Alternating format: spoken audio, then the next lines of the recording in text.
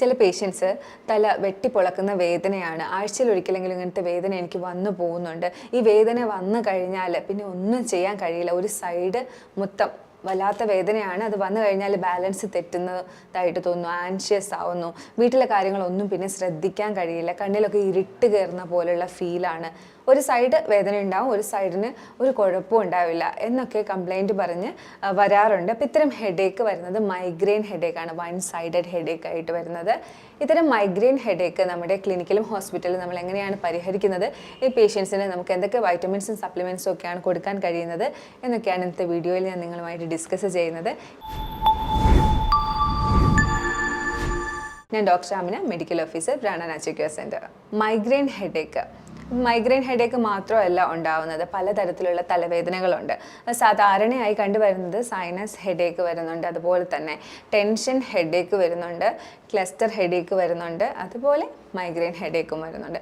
Sinus headache എന്ന് പറഞ്ഞാൽ ഒരുവിധമുള്ള ആൾക്കാർക്കൊക്കെ അറിയാം, സൈനസ് ക്യാവിറ്റി, ഫേസിൽ ക്യാവിറ്റീസ് ഉണ്ട്. അപ്പോൾ ഈ ക്യാവിറ്റിയിൽ കഫം നിറഞ്ഞിട്ട് ഉണ്ടാവുന്ന ഒരു തലവേദനയാണ് സൈനസൈറ്റിസ് എന്ന് പറയുന്നത്. കൂടുതലായിട്ടും ചൂട് കാലത്തൊക്കെ വരുന്ന, കവിളെല്ലിൽ വരുന്ന, അതുപോലെ തന്നെ പുരികത്തിൻ്റെ ഭാഗത്തൊക്കെ കണ്ടുവരുന്ന തലവേദനയാണ് സൈനസ് ഹെഡേക്ക്. അതുപോലെ തന്നെ ടെൻഷൻ വരുമ്പോഴത്തേക്കും വരുന്ന ഹെഡേക്ക്, നെറ്റിയിൽ, നമ്മുടെ നെറ്റിയുടെ ഭാഗത്ത്, രണ്ട് ഭാഗത്തും ഉണ്ടാവും ഇത്തരം ഹെഡേക്ക്. തലയിലും നെറ്റിയിലുമായിട്ട് ടെമ്പറൽ റീജിയനിലായിട്ടാണ് കൂടുതലായിട്ടും ടെൻഷൻ ഹെഡേക്ക് കണ്ടുവരുന്നത്. എന്നാൽ ക്ലസ്റ്റർ ഹെഡേക്ക് വന്നിട്ട് പുരുഷന്മാരിലാണ് കൂടുതലായിട്ടും കാണുന്നത്. ഇത് ഓക്സിപിറ്റൽ റീജിയൻ, അതായത് പുറകു വശത്തായിട്ടാണ് ഇത്തരം ഹെഡേക്ക് കണ്ടുവരുന്നത്. ഇതൊന്നുമല്ല മൈഗ്രെയിൻ ഹെഡേക്ക്. എല്ലാവർക്കും മൈഗ്രെയിനെ കുറിച്ച് നല്ല അവയർനെസ് ഉണ്ട്, എന്നാൽ പോലും കുറച്ചെങ്കിലും ആളുകൾ മൈഗ്രെയിൻ വരുമ്പോൾ അത് ട്യൂമറാണോ എന്ന് പോലും സംശയിക്കുന്നുണ്ട്. ഈ ഒരു സാഹചര്യത്തിലാണ് ഞാൻ മൈഗ്രെയിനെ കുറിച്ച് പറയുന്നത്. മൈഗ്രെയിൻ എപ്പോഴും വൺ സൈഡായിട്ടാണ് വരുന്നത്, വൺ സൈഡഡ് ഹെഡേക്ക് ആയിരിക്കും. ഇത് കൂടുതലായിട്ട് ഇതിനൊരു ക്രൈറ്റീരിയ ഉള്ളതെന്ന് പറഞ്ഞാൽ, വെയിൽ അടിച്ചു കഴിഞ്ഞാൽ, അല്ലെങ്കിൽ കൂടുതൽ സൗണ്ട് കേട്ട് കഴിഞ്ഞാൽ, പിന്നെ നിങ്ങൾ ഫുഡ് സ്കിപ്പ് ചെയ്താൽ, ഉറക്കം സ്കിപ്പ് ചെയ്താൽ, വെള്ളം കുടിക്കുന്നത് കുറഞ്ഞു പോയാൽ ഒക്കെയാണ് ഇത്തരം ഈ മൈഗ്രെയിൻ ഹെഡേക്ക് കൂടുതലായിട്ടും നിങ്ങൾക്ക് ട്രിഗറായിട്ട് വരുന്നത്. ഈ ഹെഡേക്ക് വൺ സൈഡായിട്ടായിരിക്കും വരുന്നത്. ത്രോബിങ് പെയിൻ എന്ന് പറയും, ഇങ്ങനെ പുള്ളിങ് ആയിട്ടുള്ളൊരു പെയിൻ ആയിരിക്കും, നമുക്ക് അസഹനീയമായിരിക്കും. പിന്നെ ലൈറ്റ് കാണാനോ, അതുപോലെ തന്നെ ഫോട്ടോഫോബിയ എന്നാണ് പറയുന്നത്. പിന്നെ നമുക്ക് ലൈറ്റിനോട് ഭയങ്കര ഒരു വിരക്തിയായിരിക്കും, സൗണ്ട് കേൾക്കാൻ കഴിയില്ല. അതുകൊണ്ടാണ് നമുക്ക് വീട്ടമ്മമാർക്കൊക്കെ ഇത്തരം ഹെഡേക്ക് വന്നു കഴിഞ്ഞാൽ കുഞ്ഞുങ്ങളെ മാനേജ് ചെയ്യാൻ പറ്റില്ല, വീട്ടിലെ ജോലികൾ മാനേജ് ചെയ്യാൻ പറ്റില്ല. അപ്പോൾ ഇതൊക്കെയാണ് സാധാരണയായി മൈഗ്രെയിൻ ഹെഡേക്കിൽ കണ്ടുവരുന്ന കുറച്ച് ലക്ഷണങ്ങളും ബുദ്ധിമുട്ടുകളുമൊക്കെ. അപ്പം ബ്രെയിൻ ട്യൂമർ വരുന്ന സാഹചര്യത്തിൽ ഒരിക്കലും ഇത്തരം ഒരു തലവേദന ആയിരിക്കില്ല വരുന്നത്. തലവേദന ഉണ്ടാവില്ല എന്നല്ല, തലവേദന ഉണ്ടാവാം, പക്ഷേ തലവേദനയുടെ കൂടെ ഇവർക്ക് കൂടുതലായിട്ടും ഒരുപാട് ക്ഷീണം, എപ്പോഴും ക്ഷീണം അനുഭവപ്പെടുക, വെയിറ്റ് കുറയുക, അതുപോലെ തന്നെ ഒന്നും ചെയ്യാൻ കഴിയുന്നില്ല. ഇതുപോലെ ആഴ്ചയിൽ ഒരിക്കലായിരിക്കില്ല തലവേദനയുടെ ഒരു അറ്റാക്ക് വരുന്നത്, എപ്പോഴും തലവേദന ഉണ്ടാകുക. അതുപോലെ തന്നെ അവർക്ക് സീഷേഴ്സ് ഒക്കെ വരും, വിറയലും ജന്നി പോലെയുള്ള അവസ്ഥയൊക്കെ അടിക്കടി കാണിക്കുക. അതുപോലെ തന്നെ കോഗ്നിഷൻ പ്രോബ്ലംസ് വരും, അവർക്ക് കാര്യങ്ങൾ കൃത്യമായി ചെയ്യാൻ കഴിയുന്നില്ല, മനസ്സിലാക്കാൻ പറ്റുന്നില്ല, മറവി, കൺഫ്യൂഷൻ, അങ്ങനെ ഉള്ള ബ്രെയിൻ റിലേറ്റഡ്, മെമ്മറി റിലേറ്റഡ് ആയിട്ടുള്ള പ്രശ്നങ്ങളും കൂടി ബ്രെയിൻ ട്യൂമർ ഉള്ളവർക്ക് കണ്ടുവരും. എന്നാൽ നമ്മുടെ മൈഗ്രെയിൻ ആണെങ്കിൽ ഒരു സൈഡിലുള്ള തലവേദന ആയിരിക്കും. കൂടുതലായിട്ടും വെയിലത്തൊക്കെ പോയി വരുമ്പോൾ, അല്ലെങ്കിൽ ഒത്തിരി നോയ്സ്, സൗണ്ടുള്ള ഒരു സ്ഥലത്ത് പോയിട്ട് വരുമ്പോൾ, അല്ലെങ്കിൽ നിങ്ങൾ ഒരു ബ്രേക്ക്ഫാസ്റ്റോ അല്ലെങ്കിൽ ലഞ്ചോ സ്കിപ്പ് ചെയ്ത് കഴിയുമ്പോൾ ഒക്കെ ആയിരിക്കും ഇത്തരം അറ്റാക്ക് വരുന്നത്.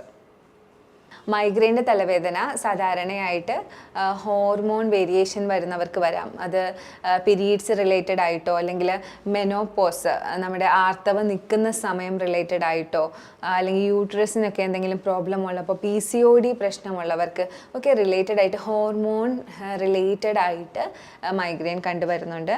അതുപോലെ തന്നെ നെർവ് റിലേറ്റഡ് ആയിട്ട്, ട്രൈജമിനൽ നെർവ് എന്ന് പറയുന്നൊരു നെർവ് നമ്മുടെ ഫേസിന് സപ്ലൈ ചെയ്യുന്ന ഒരു നെർവാണ്.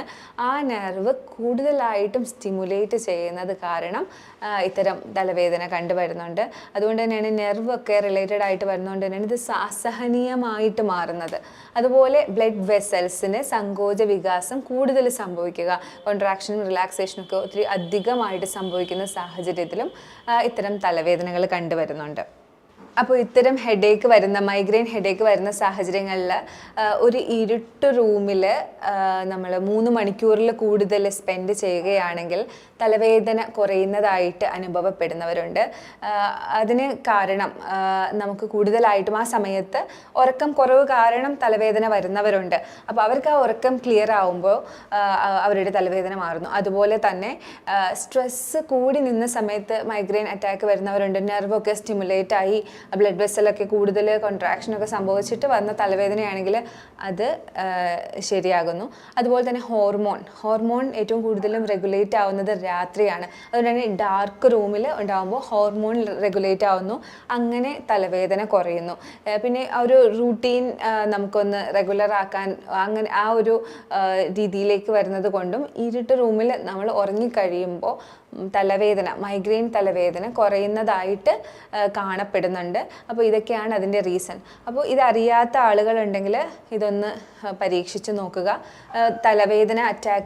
മൈഗ്രെയിൻ തലവേദന വരുന്ന സമയങ്ങളിൽ നിങ്ങൾക്ക് കഴിയുമെങ്കിൽ ഇരുട്ട് റൂം ക്രിയേറ്റ് ചെയ്ത് അവിടെ ഒരു 3 മണിക്കൂറിൽ കൂടുതൽ കംഫർട്ടബിൾ ആയിട്ടുള്ള ഒരു ടെമ്പറേച്ചറിൽ ഉറങ്ങുകയാണെങ്കിൽ നല്ലൊരു റിലീഫ് തന്നെ കിട്ടും. മൈഗ്രെയിൻ വരുന്ന ആളുകൾക്കറിയാം അവർക്ക് ഡോളോ കഴിച്ചാലോ പാരസെറ്റാമോൾ കഴിച്ചാലോ ഒന്നും ആ വേദന പെട്ടെന്ന് തന്നെ പോകില്ല. എന്നാൽ നെർവ് സെഡേറ്റ് ചെയ്യുന്ന നെർവിനെ കാമാക്കുന്ന ടൈപ്പ് മെഡിസിൻസ് ആണ് കൂടുതലായിട്ടും മൈഗ്രെയിന് ഉപയോഗിക്കുന്നത്. അപ്പോൾ അത്തരം മെഡിസിൻ എപ്പോഴും അവരുടെ നെർവസ് സിസ്റ്റം കംപ്ലീറ്റ് ആയിട്ട് തളർത്തിയിട്ടാണ് ആ ഒരു എഫക്റ്റ് കൊടുക്കുന്നത്. അതുകൊണ്ട് തന്നെ മൈഗ്രെയിന് കൂടുതലായിട്ട് ടാബ്ലറ്റ് ഡിപ്പെൻഡ് ചെയ്യുന്നവരുണ്ടെങ്കിൽ കൂടുതലായിട്ടും മൈഗ്രെയിൻ കംപ്ലീറ്റ് ആയിട്ട് ട്രീറ്റ് ചെയ്യാനുള്ള വഴികൾ തന്നെ നോക്കുക. കാര്യം എപ്പോഴും നെർവസ് സിസ്റ്റത്തിനെ അതിൻ്റെ പ്രവർത്തനത്തിനെ കുറച്ചുകൊണ്ട് ഉള്ള ടാബ്ലറ്റ് ആയിരിക്കും ഇത്തരം ആൾക്കാർക്ക് സപ്ലൈ ചെയ്യുന്നത്. അപ്പോൾ നിങ്ങൾ ആഴ്ചയിൽ ഒരിക്കൽ ഈ ടാബ്ലറ്റ് എടുത്തുകൊണ്ടിരിക്കുകയാണെങ്കിൽ നിങ്ങൾക്ക് യൂറിനറി ഇൻകോണ്ടിനൻസും, കാരണം എല്ലാ നെർവും ഒരു നെർവായിട്ട് നമ്മുടെ ശരീരത്തിന് അതിന് ഇപ്പം ട്രൈജബൈനൽ നെർവിനാണ് പ്രശ്നം ഉണ്ടാകുന്നത്.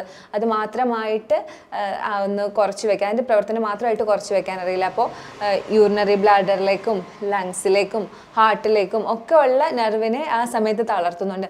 ആഴ്ചയ്ക്ക് ഒന്ന് ഈ മരുന്ന് കഴിച്ചുകൊണ്ടിരിക്കുകയാണെങ്കിൽ നിങ്ങളുടെ എല്ലാ നെർവുകൾക്കും അത് ഡാമേജ് ആയിട്ട് മാറും. എൻ്റെ അടുത്ത് വന്നിരുന്നൊരു പേഷ്യൻറ്റ്, മൈഗ്രെയിൻ അറ്റാക്ക് കാരണം വന്ന പേഷ്യൻറ്റിന് ഒരു ശീലം ഉണ്ടായിരുന്നു, ബ്രേക്ക്ഫാസ്റ്റ് എപ്പോഴും സ്കിപ്പ് ചെയ്യുമായിരുന്നു.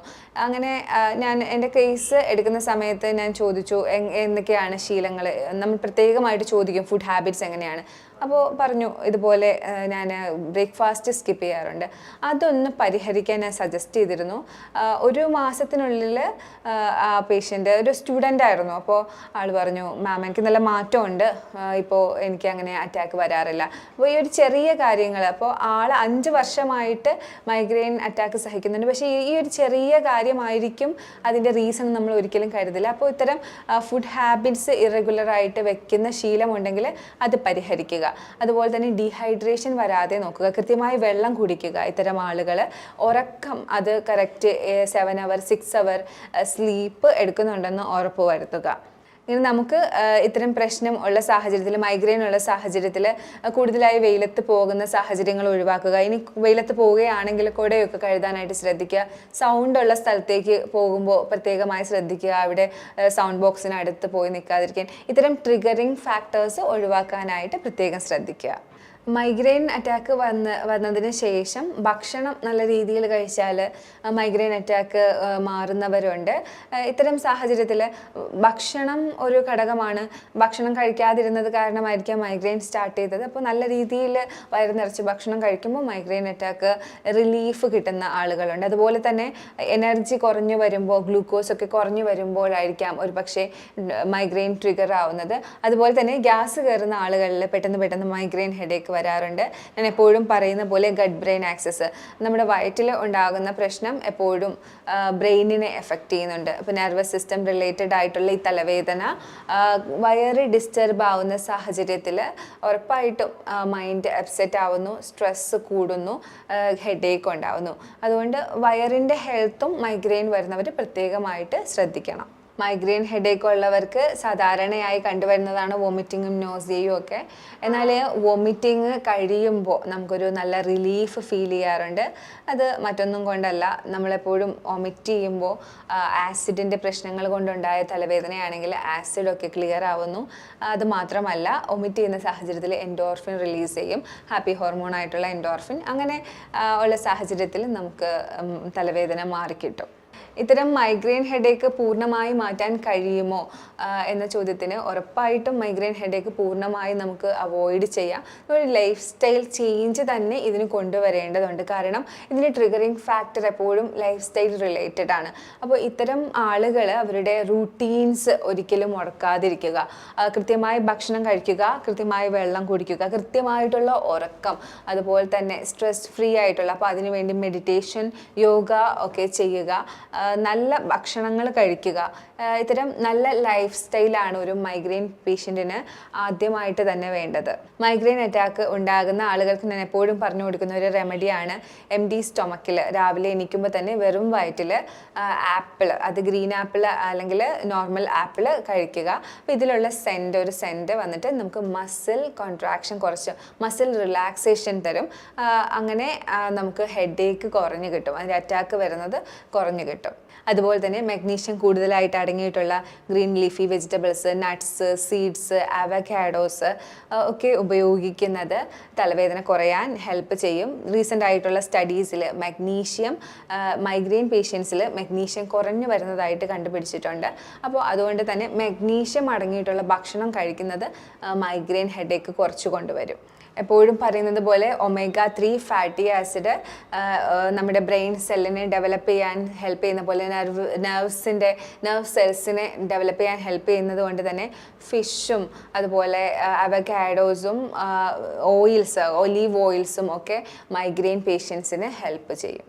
Vitamin D, A, folic acid ഇവയൊക്കെ കുറവുണ്ടോ എന്ന് മൈഗ്രെയിൻ അറ്റാക്ക് എപ്പോഴും വരുന്ന ആളുകൾ പ്രത്യേകം ശ്രദ്ധിക്കണം. അതുപോലെ മഗ്നീഷ്യം കുറവുണ്ടോ, ഇതൊക്കെ പ്രത്യേകം ശ്രദ്ധിക്കണം. ഇതില്ലെങ്കിൽ ഇതടങ്ങിയ ഭക്ഷണം കഴിക്കുക. അതിന് സാഹചര്യമില്ലെങ്കിൽ, അത് അത്രയും ഏറെ കുറവാണെങ്കിൽ നിങ്ങളതിൻ്റെ സപ്ലിമെൻറ്റ് എടുക്കുന്നതും വളരെ നല്ലതായിരിക്കും. എപ്പോഴും ഇങ്ങനത്തെ കാര്യങ്ങൾ ചെയ്യുമ്പോൾ ഒരു വിദഗ്ധമായിട്ടുള്ള ഡോക്ടറിൻ്റെ സഹായത്തോടു കൂടി തന്നെ സപ്ലിമെൻ്റ് ആയാലും അതിൻ്റെ വൈറ്റമിൻസ് ആയാലും മിനറൽസ് ആയാലും എടുക്കാനായിട്ട് പ്രത്യേകം ശ്രദ്ധിക്കുക. എപ്പോഴും ഇത്തരം വൈറ്റമിൻസും മിനറൽസും ഒക്കെ എടുക്കുമ്പോൾ പ്രത്യേകം ഡോക്ടറിൻ്റെ സജഷൻ എടുത്തിട്ട് തന്നെ എടുക്കാനായി ശ്രദ്ധിക്കുക. ചിലപ്പോൾ ഇതിൻ്റെയൊക്കെ കൂടുതൽ വന്നു കഴിഞ്ഞാലും നിങ്ങൾക്ക് ടോക്സിക്കേഷൻ ഉണ്ടാകാനുള്ള സാധ്യതകളുണ്ട്. മൈഗ്രെയിൻ്റെ കാര്യത്തിൽ നമ്മൾ പ്രത്യേകം ശ്രദ്ധിക്കേണ്ട ഒന്നാണ് ഈസ്ട്രോജൻ കുറയുന്നത് കാരണമാണ് മൈഗ്രെയിൻ നമ്മുടെ ആർത്തവ സമയത്തും പീരീഡ്സ് റിലേറ്റഡ് ആയിട്ടും PCOD ഉള്ളവരിലൊക്കെ കണ്ടുവരുന്നത്. അപ്പോൾ ഈസ്ട്രോജൻ കൂട്ടാൻ തരത്തിലുള്ള എക്സസൈസും അതുപോലെ തന്നെ ഭക്ഷണക്രമങ്ങളും ഉൾപ്പെടുത്താനായിട്ട് പ്രത്യേകം ശ്രദ്ധിക്കുക. ഇത്തരം മൈഗ്രെയിൻ ഹെഡേക്ക് വരുന്ന അവസരങ്ങളിൽ നമുക്ക് വീട്ടിൽ എപ്പോഴും ഒരു കൂൾ തെറാപ്പി ചെയ്യുന്നതാണ് കൂടുതലായിട്ട് ഉപയോഗം വരുന്നത്. കോൾഡ് ആപ്ലിക്കേഷൻ ഹെഡ്, നെക്ക് ഏരിയകളിൽ കൊടുക്കുന്നത്, എക്സ്ട്രിമിറ്റീസ് അതായത് കൈകാലുകളിൽ കൊടുക്കുന്നത് മൈഗ്രെയിൻ ഹെഡേക്കിനെ റിലീഫ് കൊടുക്കും. അതുപോലെ തന്നെ ഹോട്ട് ഫുഡ് ഇമേർഷൻ, കാലിൻ്റെ കണങ്കാല് വരെ ചൂടുവെള്ളത്തിൽ മുക്കി ഒരു 20 മിനിറ്റ് ഇരിക്കുന്നത് നിങ്ങൾക്ക് മൈഗ്രെയിൻ ഹെഡേക്കിന് റിലീഫ് തരും. തുമ്പ അരച്ച് തലയിൽ പുരട്ടുന്നത് മൈഗ്രെയിൻ ഹെഡേക്കിന് റിലീഫ് തരും. അതുപോലെ തന്നെ മല്ലി അരച്ച് തലയിൽ പുരട്ടുന്നത് നല്ലതാണ്. നിങ്ങൾക്ക് ചെയ്യാനുള്ള വേറൊരു കാര്യം, ലാവൻഡർ ഓയിൽ ഒരു ഡ്രോപ്പ് കരിയർ ഓയിൽ, ഏതെങ്കിലും കാസ്റ്റർ ഓയിലോ അല്ലെങ്കിൽ കോക്കനട്ട് ഓയിലോ ആയിട്ടുള്ള കരിയർ ഓയിലിൽ മിക്സ് ചെയ്ത് ഈ ടെമ്പിൾ ഏരിയ, അതായത് പിരികത്തിനും ചെവിക്കും ഇടയിലുള്ള ഈ ഏരിയയിൽ പുരട്ടുന്നത് നിങ്ങൾക്ക് മൈഗ്രെയിൻ ഹെഡേക്ക് ആ ഒരു സമയത്തുള്ള റിലീഫിന് ഹെൽപ്പ് ചെയ്യും. എപ്പോഴും ഞാൻ പറയാറുള്ളത് പോലെ ഡാർക്ക് റൂമിൽ ഒരു 3 hours കൂടുതൽ ഡിസ്റ്റർബൻസ് ഒന്നും ഇല്ലാതെ ഉറങ്ങുന്നത് മൈഗ്രെയിൻ ഹെഡേക്കിന് റിലീഫ് തരുന്നുണ്ട്. മഗ്നീഷ്യം കണ്ടന്റ് അടങ്ങിയ ഭക്ഷണം കൂടുതലായിട്ടും ആ സമയത്ത് ഉൾപ്പെടുത്താൻ പറ്റിയാലും മൈഗ്രെയിൻ ഹെഡേക്ക് കുറഞ്ഞു കിട്ടും. മൈഗ്രെയിൻ അറ്റാക്ക് ഉള്ളവർ ഉള്ളിലേക്ക് എടുക്കേണ്ട കുറച്ച് കാര്യങ്ങളെക്കുറിച്ച് പറയാം. ഇത് എപ്പോഴും നിങ്ങൾ ഒരു ഡോക്ടറിൻ്റെ സജഷനോട് കൂടി മാത്രം ചെയ്യുക. അശ്വഗന്ധ നെർവ് റിലാക്സിങ് ആയിട്ടുള്ളതാണ്. അശ്വഗന്ധ ബൈ മൗത്ത് എടുക്കുന്നത് വളരെ നല്ലതാണ്. അതുപോലെ തന്നെ ശതാവരി ഹണിയോ പാലോ ചേർത്ത് എടുക്കുന്നത് വളരെ നല്ലതാണ്. അതുപോലെ നിങ്ങൾക്ക് എടുക്കാൻ പറ്റുന്നതാണ് കൊറിയാണ്ടർ, അതായത് മല്ലിയുടെ വെള്ളം എടുക്കുന്നത് ഈ ഹെഡേക്ക് ഉള്ള സമയത്ത് നിങ്ങൾക്കൊരു റിലീഫ് തരുന്നുണ്ട്. അതുപോലെ ജിഞ്ചർ റൂട്ടിൻ്റെ പൗഡർ, നമ്മുടെ ചുക്ക് പൊടി ഒരു ടേബിൾ സ്പൂൺ 250 ml വെള്ളത്തിൽ തിളപ്പിച്ച് ഈ മൈഗ്രെയിൻ ഹെഡേക്ക് ഉണ്ടാവുന്ന സമയത്ത് 3 നേരം എടുക്കുന്നത് വളരെ നല്ലതാണ്. മൈഗ്രെയിൻ ഹെഡേക്ക് വരുന്ന അവസരത്തിൽ അക്യുപ്രഷറായിട്ട് നിങ്ങൾക്ക് ഈ ഒരു പോയിന്റ്, ഹേഗു എന്നാണ് ഈ പോയിന്റിൻ്റെ പേര്, ഈ ഒരു പോയിന്റിൽ പ്രസ് ചെയ്യുന്നത് വളരെ നല്ലതാണ്. ഈ ഒരു സാഹചര്യത്തിൽ 2 കൈയിലും മാറി മാറി പ്രസ് ചെയ്യുക. അതുപോലെ തന്നെ കൈമുട്ടിൻ്റെ നിങ്ങളുടെ 4 വിരൽ താഴെ വരുന്ന ഒരു പോയിന്റ് ഉണ്ട്, ഇവിടെ നിങ്ങൾ പ്രസ് ചെയ്യുന്നതും നിങ്ങളുടെ തലവേദനയ്ക്ക് റിലീഫ് കിട്ടും. അതുപോലെ കാലിലെ 2ാമത്തെയും 3ാമത്തെയും വിരലിനിടയിൽ വരുന്ന വെബ് ഏരിയ, കാലിലാണ് കേട്ടോ, ആ വെബ് ഏരിയയിൽ പ്രസ് ചെയ്യുന്നതും മൈഗ്രെയിൻ തലവേദന റിലീഫ് കിട്ടാനായിട്ട് നിങ്ങളെ സഹായിക്കും. ഇത്തരം തലവേദനകൾ കണ്ടിന്യൂസ് ആയി വരുന്നവർക്ക് അടുത്തുള്ള ക്ലിനിക്കിൽ പോയിട്ടോ നിങ്ങൾക്ക് അക്യുപങ്ക്ചർ തെറാപ്പി എടുക്കുന്നത് ഒരുപാട് സഹായകമായിരിക്കും. ഒരു സിറ്റോ അല്ലെങ്കിൽ 2 സിറ്റോ ഒക്കെ എടുത്ത് കഴിയുമ്പോൾ തലവേദന പൂർണ്ണമായിട്ടും മാറും. അതുപോലെ തള്ളവിരലിൻ്റെ ഭാഗത്ത് ഉൾവശത്ത് കുരുമുളകിൻ്റെ സീഡ് വെച്ച് ബാൻഡ് ചെയ്യുന്നത് നിങ്ങൾക്ക് തലവേദന കുറയാനായിട്ട് ഹെൽപ്പ് ചെയ്യും. ഇത് റിഫ്ലെക്സോളജിയിൽ വരുന്നതാണ്, സുജോഗ് തെറാപ്പിയിലൊക്കെ വരുന്നതാണ്. ഈ ഭാഗത്താണ് തലയിലേക്കുള്ള കാപ്പിലറി സപ്ലൈസ് എല്ലാം കൂടുതലായിട്ടും ഇവിടെയാണ് വന്നിരിക്കുന്നത് റിഫ്ലെക്സോളജി പ്രകാരം. അപ്പോൾ ഇവിടെ നിങ്ങൾ കുരുമുളകിൻ്റെ സീഡ്സ് വെച്ച് ഒരു ബാൻഡ് കൊണ്ട് നല്ല ഇറുക്കി നല്ല മുറുക്കെ വെച്ച് കഴിഞ്ഞാൽ 1 നൈറ്റ് വെച്ച് കഴിഞ്ഞാൽ നിങ്ങളുടെ തലവേദനയ്ക്ക് റിലീഫ് കിട്ടും. അപ്പോൾ ഇത്രയൊക്കെയാണ് മൈഗ്രെയിൻ ഹെഡേക്കിനെ കുറിച്ച് എനിക്ക് നിങ്ങളോട് പറയാനുള്ളത്. ഇതിൽ ഏതെങ്കിലുമൊക്കെ നിങ്ങൾക്ക് കഴിയുന്ന കാര്യങ്ങൾ കൺസിസ്റ്റൻസിയോട് കൂടി ചെയ്യുകയാണെങ്കിൽ ഉറപ്പായിട്ടും നിങ്ങൾക്ക് മൈഗ്രെയിൻ ഹെഡേക്കിന് നല്ലൊരു റിലീഫ് തന്നെ കിട്ടും. മൈഗ്രെയിൻ ഹെഡേക്ക് പിന്നെ നിങ്ങൾക്ക് വരാത്ത രീതിയിൽ നിങ്ങൾക്ക് മാറ്റാൻ കഴിയും. ഞാൻ പറഞ്ഞ കാര്യങ്ങളിൽ നിങ്ങൾക്ക് എന്തെങ്കിലുമൊക്കെ ഡൗട്ട് ഉണ്ടെങ്കിൽ കാണുന്ന നമ്പറിൽ കോൺടാക്റ്റ് ചെയ്യുക. ഇനിയൊരു വീഡിയോയിൽ കാണുന്നവരേക്കും ബൈ.